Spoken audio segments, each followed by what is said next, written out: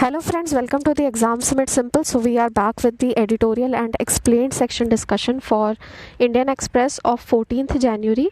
और स्टार्ट करने से पहले एक कोट आपसे शेयर करना चाहती हूँ, that is push yourself because no one else is going to do it for you. बहुत ही वैलिड है और मोटिवेशन रिलेटेड ही है।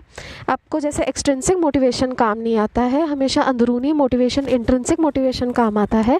उसी तरीके से आपको किसी भी चीज़ के लिए खुद को अपने आप ही पुश करना पड़ता है, कोई और नहीं करता है। Okay, so with that note let's start. One more thing कि आपसे एंड में एक मेंस क्वेश्चन पूछा जाएगा, try to answer that. Okay, तो शुरू करते हैं। पहला जो एडिटोरियल है वो है केयर एंड कॉशन। ये बेसिकली डील कर रहा है जो अभी कोविड-19 का वैक्सीन रोल आउट होने वाला है उससे। तो आपको जैसे पता है कि वैक्सीनेशन ये कैंपेन स्टार्ट होने वाला है जिसमें 30 करोड़ लोगों को फर्स्ट फेज़ में किया जाएगा।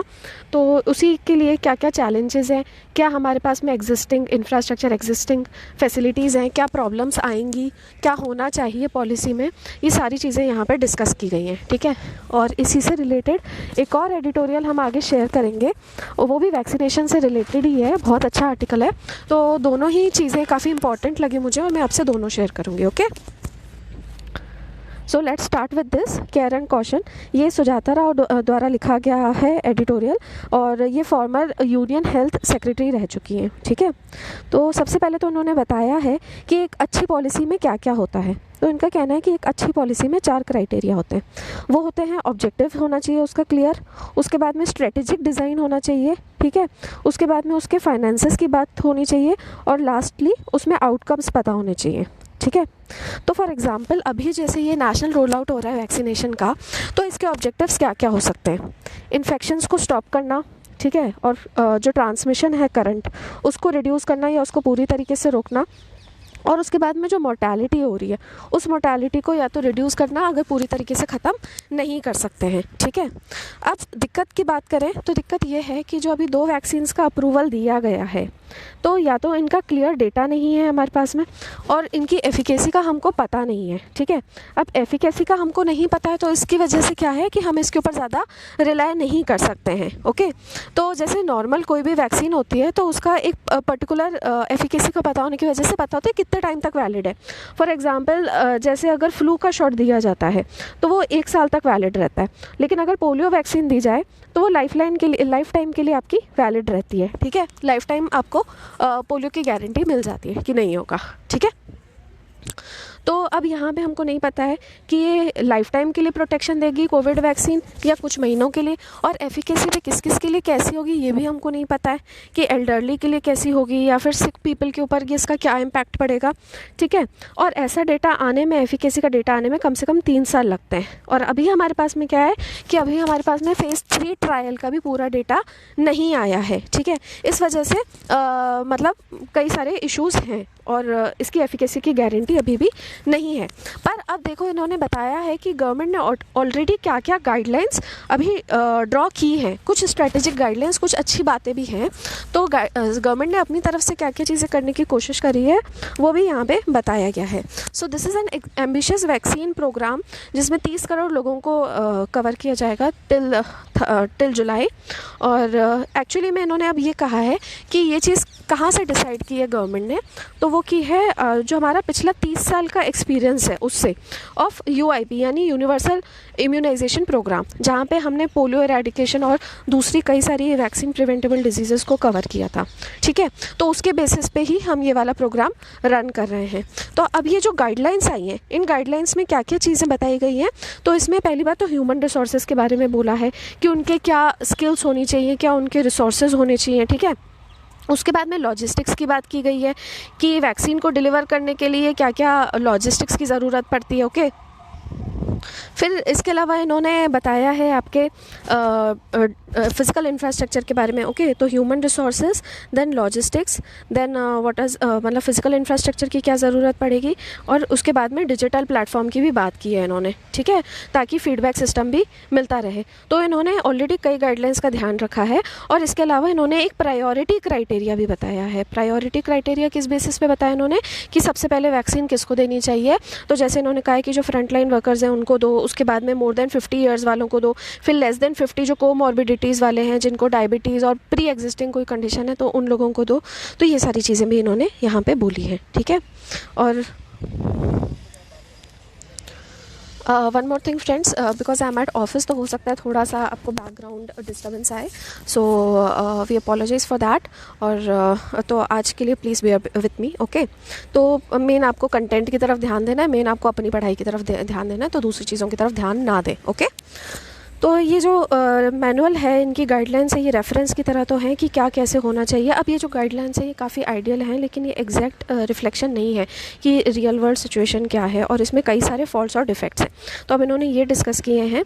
For example 28,932 cold chain points है। कोल्ड चेन पॉइंट्स यानी कि जहाँ से जो वैक्सीन है वो डिलीवर की जाएगी। अब इन्होंने कहा है कि इसमें से जो आधी है वो तो है ना साउथ की 5 स्टेट्स में ही है, प्लस महाराष्ट्र एंड गुजरात, ठीक है। तो आधी तो वहीं पर है, और इसकी केवल 28% जो वो है कोल्ड चेन पॉइंट्स हैं, वो नॉर्थ के 40% वाली पॉपुलेशन वाली जगहों पर है, ठीक है।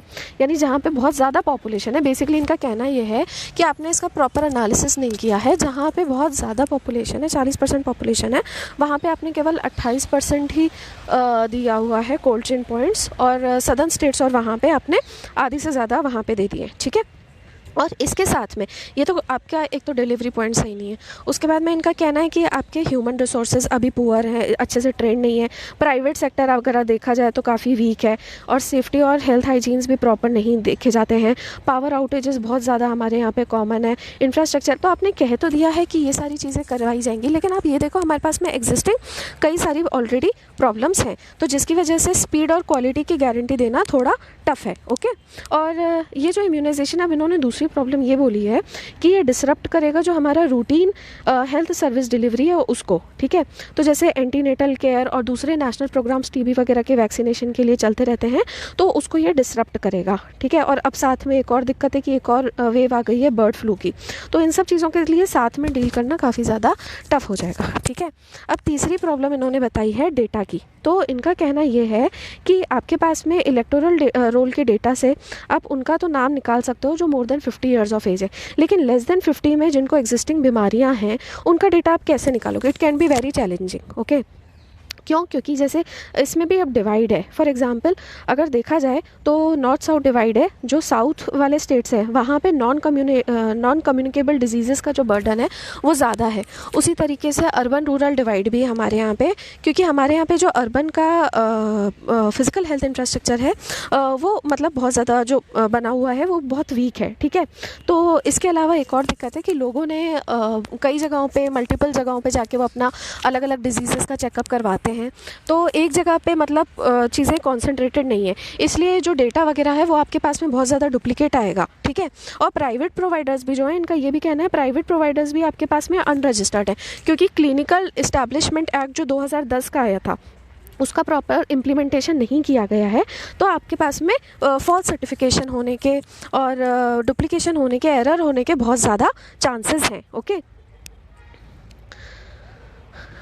ठीक है। और अब इन्होंने एक और बहुत अच्छा सजेशन दिया है कि ये जो आप सेगमेंट वाइज कर रहे हो इसमें दिक्कत आ सकती है, तो इसकी जगह आप ये क्यों नहीं कर रहे हो कि आप एरिया वाइज करो। ये बहुत अच्छा सजेशन लगा कि आप एरिया वाइज करो। जैसे जो ज़्यादा वल्नरेबल एरियाज़ हैं उनको आप प्रायोरिटी पे रखो। तो जैसे केरला और महाराष्ट्र जैसे स्टेट्स हो गए जहाँ पे वल्नरेबिलिटी इंडेक्स के बेसिस पे आप ये निकाल सकते हो कि कोविड इन्फेक्शंस का लोड बहुत ज़्यादा है, वहाँ की डेमोग्राफिक प्रोफाइल, वहाँ पे इंफ्रास्ट्रक्चर की अवेलेबिलिटी, इन सब चीज़ों के मुताबिक आप एरिया वाइज कर सकते हो, ठीक है। लेकिन इन्होंने अब नेक्स्ट एक प्रॉब्लम बताई है कि इससे भी ज़्यादा जो इसका सक्सेस है वो डिपेंड करेगा on the confidence of the people. तो वही बात है, एक तो आपका एफिकेसी नहीं है, ठीक है, लाइसेंसेस नहीं दिए गए हैं किस तरीके से, मतलब आप ओपेसिटी है लाइसेंसेस देने में, प्रॉपर ट्रायल नहीं हुआ है, ट्रांसपेरेंसी नहीं है डेटा की, और रूलिंग पार्टी ने ये भी नहीं किया है कि एक बार प्रॉपरली बैठ के इस चीज़ को डिस्कस करें वो। तो इस वजह से, और जो मीडिया ने अपने डिस्कोर्सेस दिए हैं तो लोगों के सस्पिशंस और ज़्यादा बढ़ गए हैं।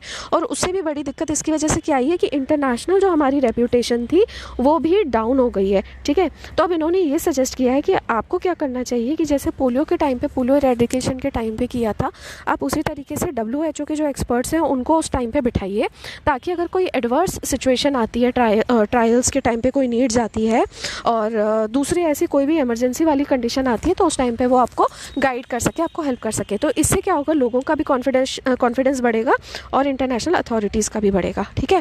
तो अब इन्होंने ये कहा है कि जो वैक्सीनेशन है वो एक इनकम्प्लीट सोल्यूशन है किसी एपिडेमिक को ख़त्म होने का, और सबसे ज़्यादा जो इम्पॉर्टेंट चीज़ है वो है अडॉप्टिंग सेफ़ बिहेवियर। तो अभी तक जो हम लोग ने एक प्रॉपर बिहेवियर अडॉप्ट किया हुआ था कि इस सिचुएशन से निपटने के लिए क्या क्या हम प्रिवेंशन से ले रहे थे, वही चीज़ें हमें आगे बचाए रखेंगी, ठीक है। तो ये था इस आर्टिकल के बारे में। नेक्स्ट यहाँ पे प्राइस सिग्नल्स के बारे में दिया हुआ है। तो बेसिकली इसमें यही बताया गया है कि रिटेल इन्फ्लेशन जो अभी है थोड़ा सा कम हुआ है दिसंबर में और मॉडरेट हुआ है, और retail inflation is measured by consumer price index, ठीक है। और इसकी वजह से जो मॉनेटरी पॉलिसी कमेटी के मेंबर्स हैं उनको थोड़ा सा कंफर्ट मिला है, ताकि वो एक अकोमोडेटिव स्टेंस से ही कंटिन्यू कर सकते हैं, और इससे और ज़्यादा क्लियरिटी आएगी कि हमारी इकोनॉमिक रिकवरी कब तक हो सकती है, ठीक है। और इन्होंने एक चीज़ यहाँ पर बताई है कि ज़्यादातर जो हमारा हेडलाइन इन्फ्लेशन में डिक्लाइन हुआ है, that is because of the decline in the food prices, और फूड प्राइसेस में भी खासकर जो वेजिटेबल्स का प्राइस कम हुआ है उसकी वजह से ज़्यादातर हमारा डिक्लाइन हुआ है, ठीक है।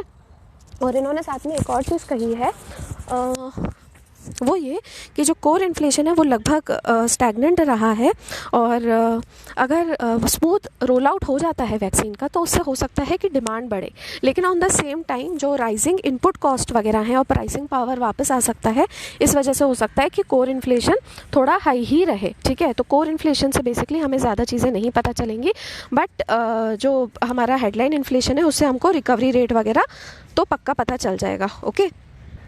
अब नेक्स्ट मैंने आपको बताया था कि वैक्सीनेशन के ऊपर एक और आर्टिकल आया है, तो ये आया है getting the vaccine right, and this is by Bibek Debroy and Aditya Sinha, जो कि चेयरमैन और कंसल्टेंट हैं आपके economic advisory council to the prime minister के। तो इनके द्वारा दिया गया है, बहुत अच्छे से इन्होंने वैक्सीनेशन के चैलेंजेस बताए हैं। तो वो चैलेंजेस आप ये प्रॉब्लम ज़रूर नोट डाउन कर लेना, आपका पूरा वैक्सीनेशन पे एक क्वेश्चन बन जाएगा, आंसर बन जाएगा, ठीक है। तो we will discuss this now. तो सबसे पहले इन्होंने कहा है कि जो स्टेट्स हैं उनको प्रिपेयर्ड होना चाहिए फॉर AEFI, यानी कि एडवर्स इवेंट्स फॉलोइंग इम्यूनाइजेशन। जैसे हमने आपको पहले भी दूसरे आर्टिकल में भी बताया कि कई बार बाद में कोई ऐसी इवेंट्स होते हैं तो उसको AEFI कहते हैं, एडवर्स इवेंट्स फॉलोइंग इम्यूनाइजेशन।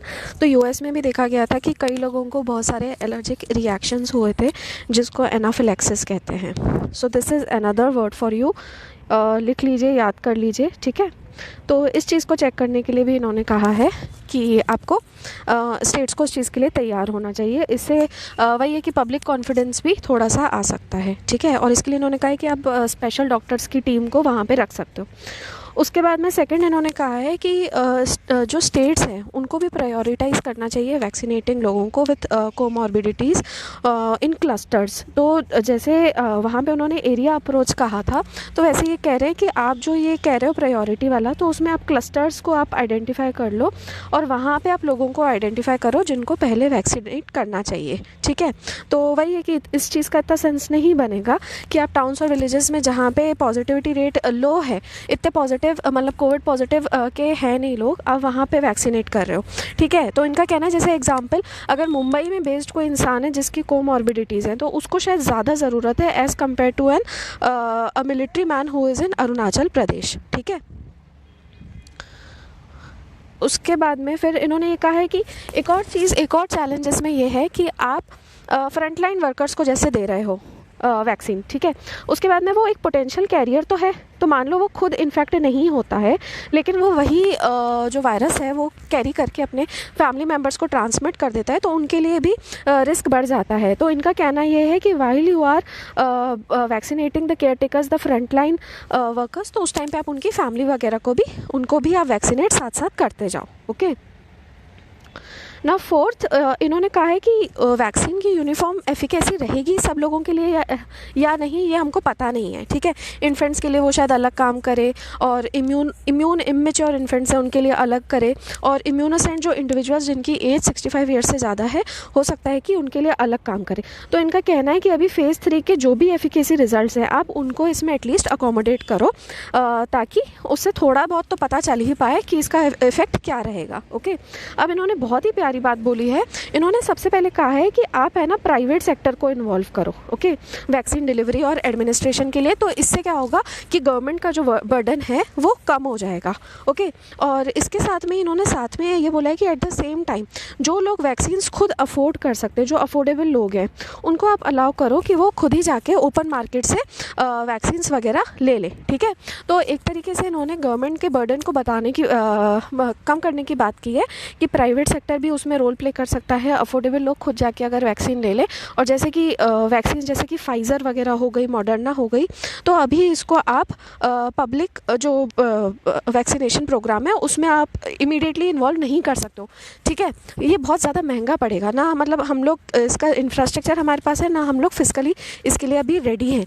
तो पब्लिक वैक्सीनेशन प्रोग्राम में मॉडर्ना और फाइज़र की वैक्सीन्स को आप खुद तो नहीं कर सकते हो, लेकिन जो लोग अफोर्ड कर सकते हैं उन लोग जाके ले लें, ठीक है। और उसी तरीके से इन्होंने बोला है कि जो प्राइवेट सेक्टर ऑर्गेनाइजेशंस और जो PSUs हैं उनको अलाउ करना चाहिए कि वो अपनी वैक्सीनेशन ड्राइव होल्ड करें अपने एम्प्लॉयज़ के लिए। उससे भी जो है बर्डन पब्लिक हेल्थ अथॉरिटीज़ का कम होगा। तो इसका इन्होंने एग्जाम्पल दिया है कि ये चीज़ UAE में हुई थी कि वहाँ पे PSUs वगैरह ने अपने एम्प्लॉयज़ को एटलीस्ट वैक्सीन दे दी थी, ठीक है। और 8 तब इन्होंने कहा है कि UN ने 27 दिसंबर को प्रोक्लेम किया था as the international day of epidemic preparedness, okay.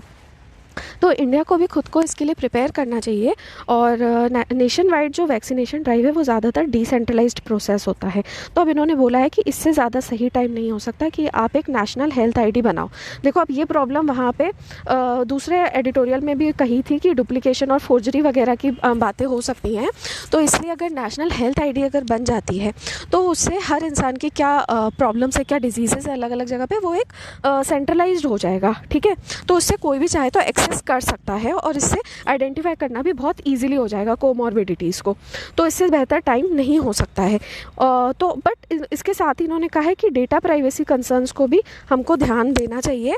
और अगर कोई अपना पर्सनल डेटा इसमें शेयर नहीं करना चाहता है गवर्नमेंट एजेंसीज़ को, तो उसके पास में ये अधिकार भी होना चाहिए, ठीक है।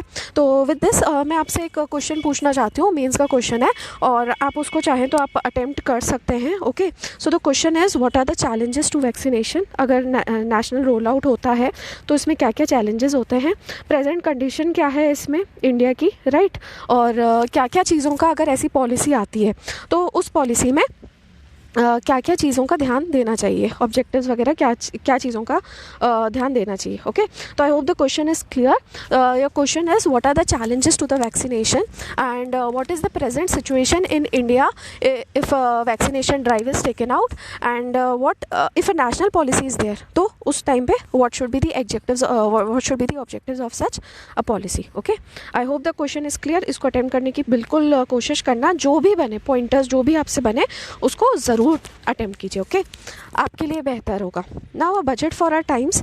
तो इसमें बेसिकली इन्होंने ये बताया है कि जो पहला एडवांस एस्टीमेट आया है GDP का, उसने ये दिखा दिया है कि हमारी इनहेरेंट जो स्ट्रेंथ है इंडियन इकोनॉमी की वो अभी बेटर हो रही है, लेकिन डिमांड साइड में अभी भी कंजम्पशन वगैरह की वजह से अभी भी फॉल आ रहा है, ठीक है, खासकर प्राइवेट कंजम्पशन के गिरने की वजह से, डिक्लिनेशन की वजह से। और इसमें भी जो डीप कॉन्ट्रैक्शन आया है that is in manufacturing, construction, trade and hotels, जो कि मेन पेन स्पॉट्स कहे गए हैं, ओके। तो आप देखोगे कि कोरोना के टाइम पे भी और अभी जब फार्मर्स प्रोटेस्ट हो रहा है तो इसमें भी ये सेक्टर्स जो हैं बहुत ज़्यादा हिट हो चुके हैं। तो ऑथर का कहना है कि टोटल लॉसेज में से 93.5% लॉसेज तो हमारे इन्हीं 3 सेक्टर्स की वजह से हुए हैं, मैन्युफैक्चरिंग, कंस्ट्रक्शन और ट्रेड होटल्स की वजह से, ठीक है। तो ये इकोनॉमी में अभी दिक्कत है जिनको अभी जब हम बजट बनाएंगे तो उस टाइम पे हमको ध्यान देने की ज़रूरत है। और अभी क्योंकि बजट आने वाला है तो आने वाले कुछ दिनों में 15-20 दिन में ये सारी चीज़ों का इन चीज़ों के ऊपर एडिटोरियल आर्टिकल ज़्यादा आएंगे। तो आप क्या कीजिए कि आप एक जगह पे है ना इसके पॉइंट्स बनाते जाइए। तो जैसे सपोज़ आज के आर्टिकल में इन्होंने खासकर बताया है कि बजट का एग्रीकल्चर सेक्टर की तरफ क्या रोल होना चाहिए। ओके, तो this article is actually written by people from State Bank of India. Okay, जो इकोनॉमिस्ट है स्टेट बैंक ऑफ इंडिया के, उन्होंने लिखा है। तो कुछ चीज़ें बहुत लिबरल लिखी हुई हैं, तो उन सबको इम्प्लीमेंट करना तो वैसे पॉसिबल नहीं है, बट स्टिल अगर कोई मिडिल वे आउट हो तो उसको किया जा सकता है। ठीक है, तो इसलिए ये कुछ चीज़ों का आप लिखते जाइए और इनको फिर बाद में आप क्रिटिकली एनालाइज करके समझ सकते हैं। कुछ चीज़ें जो इसमें बजट में मानी जाती हैं वो भी आप नोट कर सकते हैं, जो नहीं मानी जाती हैं उनको आप बाद में मेंस में यूज़ कर सकते हैं कि किस तरीके से उसको बजट में यूज़ किया जा सकता है। ओके, तो ये जो रिकमेंडेशंस अभी हम डिस्कस करेंगे दिस इज सिग्निफिकेंटली उसमें हम देख सकते हैं कि क्रेडिट डिलीवरीज़ को कैसे बढ़ाया जा सकता है स्मॉल और मार्जिनल फार्मर्स के लिए इन द बजट। ठीक है, उनके लिए क्रेडिट डिलीवरी बढ़ाने के लिए ये कुछ यहाँ पे दिए हुए हैं। तो सबसे पहले जो इन्होंने बात करी है वो KCC की करी है। ठीक है, तो KCC यानी किसान क्रेडिट कार्ड। तो आउटस्टैंडिंग बैंक क्रेडिट जो है वो 12 लाख करोड़ का है। ओके, उसमें से 70 इन्होंने कहा है कि 7 लाख करोड़ जो है वो तो किसान क्रेडिट कार्ड में ही दिया हुआ है, यानी 60% ऑफ द लोन जो है वो इसमें दिया गया है, जिसकी वजह से स्ट्रेस बहुत ज़्यादा बढ़ रहा है। ठीक है, तो वही बात है कि अभी हमने कुछ टाइम पहले भी डिस्कस किया था कि जो फार्मर्स को आप सब्सिडीज़ वगैरह दे रहे हो वो काउंटर प्रोडक्टिव क्यों है। उसका रीज़न यही है कि हमारा इंफ्रास्ट्रक्चर इतना प्रॉपर नहीं है, हमारी पॉलिसी इम्प्लीमेंटेशन इतनी प्रॉपर नहीं है, जिसकी वजह से ये सारे लॉसेस हो रहे हैं। तो similarly this KCC stress is because of various factors, जैसे कि क्रॉप लॉसेस हो गए, उसके बाद में अनरिम्यूनरेटेड प्राइसेस हो गए और वेवर्स वगैरह दे दिए और rigidity of the KCC product. Okay, तो अब इन्होंने क्या किया है, इन्होंने उसका प्रपोजल दिया है कि आप जो है KCC लोन्स को रिन्यू कर दो। ठीक है, प्रिंसिपल और इंटरेस्ट रेट दोनों पे करके आप उसको रिन्यू कर दो। रिन्यू करने से क्या होगा कि इनका पोटेंशियल बढ़ जाएगा, ताकि वो और मतलब लोन्स वगैरह दूसरे लोन्स को भी अगर रिन्यू करना चाहें तो उसका उनका पोटेंशियल बढ़ जाएगा। एंड इससे स्मॉल और मार्जिनल फार्मर्स को भी काफ़ी ज़्यादा हेल्प मिल जाएगी। स्मॉल और मार्जिनल फार्मर्स कौन से होते हैं, जिनका जो एरिया होता है, लैंड वो जितना ओन करते हैं it is less than 2 hectares. Okay, और इससे एक और फ़ायदा होगा कि जो NPAs है यानी कि नॉन प्रॉफिटेबल एसेट जो होते हैं उनको भी प्रिवेंट कर सकते हैं इजीली, और इंटरेस्ट रेट जो है उसको भी रिड्यूस किया जा सकता है। तो ये था KCC के बारे में। अब सेकंड इन्होंने कहा है PM किसान के बेनिफिशियरीज़ के बारे में। 11.5 करोड़ जो लोग हैं वो PM किसान बेनिफिशियरीज़ हैं। PM किसान क्या है, किसान सम्मान निधि, जिसमें एक अमाउंट दिया जा रहा था as a direct income to the farmers. ठीक है, तो अब इसमें से इनका कहना है कि 3 से 4 करोड़ जो लोग हैं PM किसान बेनिफिशियरीज़ में वो टेनेंट्स वगैरह, लेसीज या फिर लैंडलेस हैं। ठीक है, तो इनको क्या है, इनको प्रॉपर क्रेडिट नहीं मिल पाता है। ठीक है, वो फॉर्मल क्रेडिट सिस्टम में वो नहीं है। ठीक है, जैसे बाकी लोग होते हैं, बाकी फार्मर्स होते हैं, वो स्केड्यूल्ड कमर्शियल बैंक से ले सकते हैं, तो ये नहीं ले सकते। तो क्या होता है कि टेनेंसी सर्टिफिकेट दिए जा सकते हैं, तो स्टेट्स अक्सर इंटरवीन करते हैं, और खासकर इन्होंने एग्जाम्पल दिया है आंध्र प्रदेश का, वहाँ पे इस तरीके के टेनेंसी सर्टिफिकेट्स दिए जाते हैं, पर बाकी स्टेट्स में ऐसा नहीं है। तो इन्होंने अब क्या प्रपोज किया है कि आप SHG मॉडल लेकर आओ अंडर दीनदयाल अंत्योदय योजना। ठीक है, तो इससे क्या होगा कि इससे टेनेंसी को फॉर्मलाइज किया जा सकता है। तो बिना आप टेनेंसी का डॉक्यूमेंटेशन किए सेल्फ हेल्प ग्रुप्स लेकर आओ, मॉडल लेकर आओ उस तरीके का, ताकि उन लोग साथ में फिर लोन वगैरह ले सकें और उनको एक तरीके से फॉर्मलाइज हो जाएगा और ईजिली इनको फॉर्मली लैंडिंग भी की जा सकेगी। ठीक है, तो 3 करोड़ जो लैंडलेस फार्मर्स हैं उनको फॉर्मलाइज किया जाना ईजी हो जाएगा इसमें। ओके, उसके बाद में तीसरा इन्होंने ये कहा है कि गवर्नमेंट के पास में ये बहुत सही अपॉर्चुनिटी मिली है कि वो हेल्थ और एजुकेशन सेक्टर में भी इन्वेस्टमेंट बढ़ा सकते हैं। ठीक है, तो उन्होंने ये कहा है कि आप एक मेडिकल सेविंग्स अकाउंट इंट्रोड्यूस करो। ठीक है, मेडिकल सेविंग्स अकाउंट, इसमें क्या है कि जो उनका सेविंग अकाउंट है, एग्जिस्टिंग सेविंग अकाउंट है, उसका कुछ इंटरेस्ट डिडक्ट करके आप मेडिक्लेम पॉलिसी में लगा दो। ठीक है, तो इससे क्या होगा कि उनको एक हेल्थ एश्योरेंस एक तरीके से मिल जाएगा। ठीक है, और इसके अलावा इन्होंने ये भी कहा है कि जो भी हेल्थ इंश्योरेंस प्रोडक्ट्स हैं उनको GST से एग्जेम्प्ट कर देना चाहिए। चौथा इन्होंने कहा है कि जो सीनियर सिटीजन्स हैं, सीनियर सिटीजन्स के लिए आप टैक्स कंसेशंस दो ताकि उनके ऊपर भी फिजिकल इम्पैक्ट जो है वो नेग्लिजिबल हो जाए, ठीक है। अब इन्होंने एक और बात कही है कि इस टाइम पे लोगों की जो सेविंग्स है, हाउस होल्ड सेविंग है, वो बढ़ गई है, तो इसका यूज़ करके आप बैंक्स को पावर दो कि वो टैक्स फ्री बॉन्ड रेज कर सकें, ठीक है, टैक्स फ्री बॉन्ड। इससे क्या है कि एक तो जो रिटेल इन्वेस्टर्स हैं उनको एक फ़ायदा मिलेगा कि वो ऐसी जगह पे इन्वेस्ट कर पाएंगे, ठीक है, या फिर टैक्स पेड बॉन्ड भी आप कर सकते हो। तो इससे फंडिंग रिटेल इन्वेस्टर्स से बढ़ेगी और साथ में गवर्नमेंट को भी ये इंश्योरेंस होगा कि वो टैक्स रेवेन्यू लूज़ नहीं कर रहे हैं, ठीक है। और इसके अलावा इन्होंने एक पब्लिक इंटरवेंशन की बात करी है कि पब्लिक किस तरीके से कर सकती है, तो जेन्युइन रीडिस्ट्रीब्यूशन हो सकता है रिसोर्सेज का। और ऐसे टाइम पे हम जन भागीदारी के बारे में सोच सकते हैं, जहाँ पे जो अफ्लुएंट लोग हैं यानी जो अफोर्ड कर सकते हैं, अगर वो वॉलंटरी चाहें तो they can participate in a scheme जो इन्होंने प्रपोज की है, अडॉप्ट अ फैमिली। इसमें क्या है कि आप 1 साल के लिए एक BPL फैमिली को अडॉप्ट कर सकते हो और इसमें गवर्नमेंट क्या करेगी कि आपको टैक्स डिडक्शंस देगी, ठीक है। तो ऐसा इन्होंने प्रपोज किया है कि इस तरीके की चीज़ें आप इंट्रोड्यूस कर सकते हो, तो इंसेंटिवाइज दोनों होंगे, उनको भी टैक्स में मिल जाएगा और साथ में जो फैमिलीज़ BPL फैमिलीज़ हैं उनको भी डायरेक्ट मदद किसी तरीके से मिल जाएगी। अब इन्होंने 3 सजेशंस और दिए फिजिकल सिचुएशन के लिए, तो हालांकि ये मतलब बहुत ज़्यादा मतलब पॉसिबल नहीं है, लेकिन अब सजेशंस दिए हैं तो आप देख लीजिए। एक इन्होंने कहा है कि withdraw all the tax appeals, जितनी भी टैक्स अपील्स है आप उनको विड्रॉ कर दो। दूसरा इन्होंने कहा है कि जितने भी डोमेस्टिक आर्बिट्रेशन डिसीजन गवर्नमेंट के अगेंस्ट है आप उनको एक्सेप्ट कर लो, ठीक है। और तीसरा ये कहा है कि जो भी आउटस्टैंडिंग ड्यूज़ हैं पैरास्टेटल एजेंसीज़ के, उनको आप क्लियर कर दो। तो इनका कहना ये है कि इसको आप ये सोच सकते हो कि एक वन टाइम बैलेंस शीट मतलब क्लियर करने का तरीका है, ठीक है। तो वन टाइम में इसको आप अगर पे ऑफ कर दोगे तो इससे फ़ायदा क्या होगा कि we could jump multiple positions on the EODB rankings, जो हमारी ईज़ ऑफ डूइंग बिजनेस की रैंकिंग है उससे हम बहुत ऊपर आ जाएंगे, ठीक है। और लास्टली इन्होंने ये कहा है कि ये एक ऐसी भी अपॉर्चुनिटी है जहाँ पे पब्लिक सेक्टर बैंक्स के पावर को अनलीश किया जा सकता है by reducing the government stake to 51%। जो पब्लिक सेक्टर बैंक है उनमें गवर्नमेंट का स्टेक यदि 51% तक कर दे तो उससे भी हमारा ये जो है इकोनॉमी वगैरह ऐसे टाइम पे इसको संभाला जा सकता है, ठीक है। सो ये था अब आपके एडिटोरियल से। Next we'll move on to explained section. Okay so next है कि how MF riskometer will work, यानी कि MF यानी म्यूचुअल फंड। तो एक्चुअली में सेबी यानी कि securities and exchange board of India ने मैंडेटरी किया है कि म्यूचुअल फंड्स को अपना एक रिस्क लेवल बताना पड़ेगा, ठीक है। तो ये डिसीजन वैसे इन्होंने दिया था 5 अक्टूबर को 2020 में, लेकिन ये इफेक्ट में आया है जनवरी 1 से, ओके। और इसमें अब क्या है कि स्कीम्स का आपको 6 स्टेज स्केल पे आपको बताना पड़ेगा कि उसका रिस्कोमीटर पे क्या लेवल है, okay.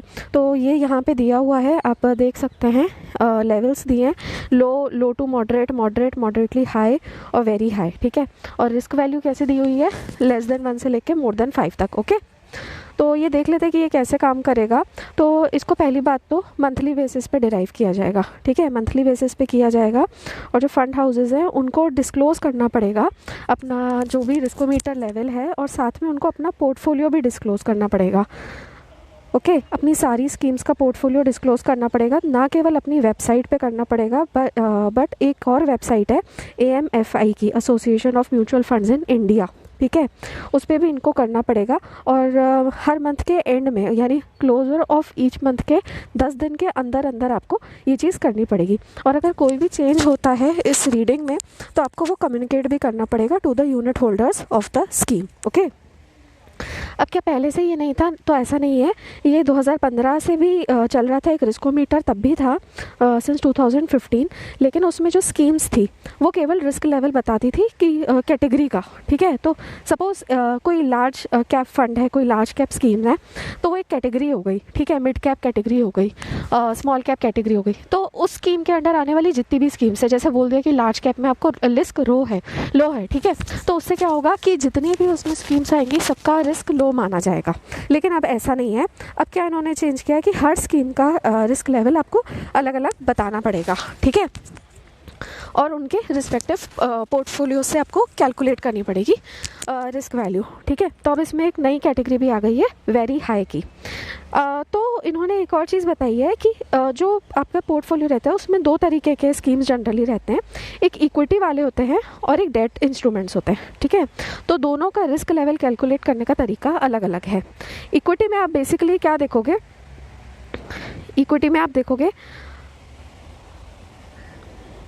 Market capitalization, market cap, volatility देखोगे और उसका इम्पैक्ट कॉस्ट देखोगे, ठीक है। ये टर्म्स जो आपको यहाँ पे बताए हैं इनका यहाँ पे डिस्क्रिप्शन नहीं दिया हुआ है, तो आप इनके बारे में अगर पढ़ना चाहें तो आप खुद से इसको गूगल करके ये सारी चीज़ें पढ़ सकते हैं, ठीक है। तो इक्विटी का जो रिस्क रहेगा वो इन चीज़ों पे डिपेंड करेगा, मार्केट कैपिटलाइजेशन, वोलेटिलिटी और इम्पैक्ट कॉस्ट, ठीक है। और जो डेट इंस्ट्रूमेंट्स हैं उनका डिपेंड करेगा ऑन क्रेडिट रिस्क, ठीक है, क्रेडिट रिस्क पे, इंटरेस्ट रेट पे और लिक्विडिटी रिस्क पे, ठीक है, इंटरेस्ट रेट और लिक्विडिटी पे, ठीक है। तो इन्हीं का एवरेज निकाल के जो है किसी भी स्कीम का प्रॉपर रिस्क लेवल निकाला जाएगा, ओके। तो पहले क्या होता था, वही मैंने आपको बताया कि एक ही कैटेगरी में दो अलग स्कीम्स है। एक स्कीम में आपको एक हायर रिटर्न दे रही है और एक लोअर रिटर्न दे रही है। इसका मतलब क्या है कि हायर रिटर्न वाली ने हो सकता है कि हायर रिस्क प्ले किया हो, लेकिन ये इन्वेस्टर्स को नहीं पता चलता था। अब लेकिन क्या है कि जिस तरीके से जैसे ही ये अगर कर दिया जाएगा, स्कीम्स को कैटेगराइज कर दिया जाएगा, तो इसमें वेल इन्फॉर्म्ड डिसीजंस ले पाएंगे इन्वेस्टर्स कि किस में ज़्यादा रिस्क है और किस में कम रिस्क है, और उस हिसाब से फिर ये चाहें तो इन्वेस्ट कर सकते हैं, ओके। अब देखो क्वेश्चन ये आता है कि रिस्कोमीटर पे आपको रिस्क लेवल दिखेगी, रिस्क लेवल डिपेंड करेगी रिस्क वैल्यू पे, लेकिन रिस्क वैल्यू को कैलकुलेट कैसे किया जाएगा। तो मैंने आपको बताया कि इक्विटी पोर्टफोलियो में it would be an average of market capitalization value, volatility value और इम्पैक्ट कॉस्ट वैल्यू, ठीक है। तो हर सिक्योरिटी की मार्केट कैपिटलाइजेशन वैल्यू निकाली जाएगी और उसका फिर एवरेज जो होगा वो उस पोर्टफोलियो का वैल्यू मानी जाएगी। वैसे ही वोलेटिलिटी रिस्क का एवरेज निकाला जाएगा हर सिक्योरिटी के लिए। और इम्पैक्ट कॉस्ट वैल्यू क्या होती है, एक्चुअली में ये लिक्विडिटी का मेजर होता है, ठीक है। तो इक्विटी के केस में इम्पैक्ट कॉस्ट वैल्यू जो होती है वो लिक्विडिटी का मेजर होता है, और उसका एवरेज निकाल के भी आपको उस पूरे पोर्टफोलियो का रिस्क वैल्यू पता चलेगा, ठीक है। और डेट पोर्टफोलियो में भी जो है एवरेज ही लिया जाएगा of credit risk value, interest risk rate risk value और लिक्विडिटी रिस्क वैल्यू, ठीक है। और इन तीनों के एवरेज से यदि लिक्विडिटी का रेट ज़्यादा है तो उस पोर्टफोलियो का जो रिस्क वैल्यू है वो लिक्विडिटी रिस्क वैल्यू के बराबर माना जाएगा। क्रेडिट रिस्क वैल्यू बेसिकली उस स्कीम, उस पोर्टफोलियो की क्रेडिबिलिटी से ही निकाला जाता है, ठीक है। तो क्रेडिबिलिटी जैसे हो सकती है, अगर अच्छे इन्वेस्टमेंट ग्रेड का है तो AAA रेटेड, और अगर बिलो इन्वेस्टमेंट ग्रेड का है तो उसमें उसका रिस्क वैल्यू ज़्यादा हो जाएगी, ठीक है, 12 हो गया। और इंटरेस्ट रेट रिस्क जो होता है वो एक्चुअली में मैकॉले ड्यूरेशन से निकाला जाता है। अब ये डेफिनेशन भी आप नोट कर लो, एक नया टर्म आपको दे दिया है, मैकॉले ड्यूरेशन, ठीक है। तो मैकॉले ड्यूरेशन क्या होता है कि आपको एवरेज कितने टाइम के लिए उसे होल्ड करना पड़ेगा, जो आपका बॉन्ड है उसको आपको कितने टाइम के लिए होल्ड करना पड़ेगा, ठीक है, so that the cash flow, जो प्रेजेंट वैल्यू है कैश फ्लो की, वो मैच कर जाए with the current market price paid for the bond, ठीक है। तो टोटल प्रेजेंट वैल्यू कैश की, कैश फ्लो की मैच कर जाए जितने का बॉन्ड का प्राइस पे किया गया है, ठीक है। तो दिस इज, और उस टाइम के लिए जो होल्ड किया जाएगा उसको मैकॉले ड्यूरेशन कहते हैं, okay. So this was about the mutual fund riskometer. Next is what is parlour. तो एक्चुअली में ये एक राइट विंग प्लेटफॉर्म था जिसको म्यूट कर दिया गया है। तो this was a social network जो कि यूएस के कंजर्वेटिव्स के बीच में काफ़ी ज़्यादा पॉपुलर था, और अब इसको एप्पल के ऐप स्टोर ने, गूगल के प्ले स्टोर ने और अमेजन के वेब सर्विसेज ने डिनाई कर दिया है, निकाल दिया है after the violence of the US capital in Washington DC. तो देखो ये जब से है ना कैपिटल का सीज हुआ है, हम 3 दिन से देख रहे हैं कि इसके ऊपर आर्टिकल आ ही रहा है। तो this is an important event, ठीक है। तो ये जो पार्लर था ये क्या था, it was a micro blogging social network, और ये ट्विटर की तरह था। जैसे ट्विटर पे कोई भी पोस्ट करे तो बाकी लोग देख सकते हैं, उसी तरीके से ये भी था। लेकिन इसका ये क्लेम था कि ये यूज़र डेटा को कलेक्ट नहीं करते हैं फॉर प्राइवेसी रीजंस, और इनके में क्रॉस पोस्टिंग भी अलाउड नहीं थी टू अदर प्लेटफॉर्म्स। तो अगर पार्लर की कोई पोस्ट है तो आप उसको डायरेक्टली तो शेयर नहीं कर सकते हो, हाँ स्क्रीनशॉट लेके कर सकते हैं। अब इसके जो टोटल यूज़र्स थे वो 10 मिलियन, ठीक है। तो 10 मिलियन यूज़र्स ग्लोबली थे, जिसमें से 8 मिलियन तो यूएस में ही थे, और उसमें भी ज़्यादातर जो थे वो ट्रंप के फॉलोअर्स थे, ठीक है। And those who believed in QAnon conspiracy theories. तो QAnon बेसिकली ये जो टर्म है ये ट्रंप से रिलेटेड ही यूज़ किया जाता है। तो ये QAnon कॉन्स्पिरेसी थ्योरी क्या होती है ये भी आपको मुझे बताना है इन द कमेंट सेक्शन, ठीक है। QAnon कॉन्स्पिरेसी थ्योरी क्या है ये बताना है, ठीक है। तो क्या हुआ था कि ट्रम्प को ट्विटर, फेसबुक, इंस्टाग्राम से निकाल दिया गया था, तो फिर वो नए प्लेटफॉर्म पे चले गए थे, पार्लर। तो पार्लर अपने आप को कहता है कि बहुत ही ज़्यादा न्यूट्रल टाइप का प्लेटफॉर्म है और फ्री स्पीच के फेवर में है, लेकिन वहाँ पे अभी जैसे कई सारी पोस्ट आई थी इस कैपिटल हिल वायलेंस के बाद में, कई सारी पोस्ट इस तरीके की आई थी जिसमें मास एग्जीक्यूशन की बात की गई थी ऑफ लेफ्ट ट्रेटर्स। तो लेफ्टिस्ट जो वो होंगे फॉलोअर्स, उनको ट्रेटर बुलाते हुए उनके मास एग्जीक्यूशन की बात की गई थी और इनको कहा गया था कि आप ये कंटेंट हटा दो, ठीक है। तो एप्पल और गूगल ने दोनों ने कहा था, लेकिन इन्होंने रिफ्यूज़ कर दिया। पार्लर कहाँ पे है? पार्लर है नेवाडा में और इसको 2018 में लॉन्च किया गया था and it was cofounded by John Madge junior and Jared Thomson, ठीक है। और इसको एक और बैकर मिला हुआ था जो कि थे इन्वेस्टर रिबाका मर्सर, ठीक है। तो ये जो रिबाका है she is actually daughter of Robert Mercer, ठीक है। तो ये जो मर्सर फैमिली है, they have contributed heavily to Trump's campaign. तो ये ट्रम्प को पहले से सपोर्ट करते आ रहे हैं, तो hence you can see the connection of Parler and Trump, okay. तो अब इस वजह से इन्होंने ही कर दिया और गूगल और इन्होंने ये भी कहा था कि they refuse to remove the content जो कि वायलेंस को ग्लोरीफाई कर रहा था, ओके। पर इनका पार्लर वालों का कहना है कि ये पॉलिटिकली मोटिवेटेड इनका मूव था और अब ये जो है ये एपिक प्लेटफॉर्म पे मूव करेंगे। तो ये जो एपिक है ये भी काफ़ी एपिक है। ये एक डोमेन रजिस्ट्रार है जो कि होस्ट करता है फार राइट एक्सट्रीमिस्ट कंटेंट को, ठीक है। तो जैसे कि एक प्लेटफॉर्म है गैब नाम का, वो भी एपिक पर ही है। वो अपने आप को फ्री स्पीच का प्लेटफॉर्म कहता है, लेकिन उसमें भी एक्सट्रीमिस्ट कंटेंट भरा हुआ है, ठीक है। तो इसी हम कम्युनिटी के हो रहे हैं।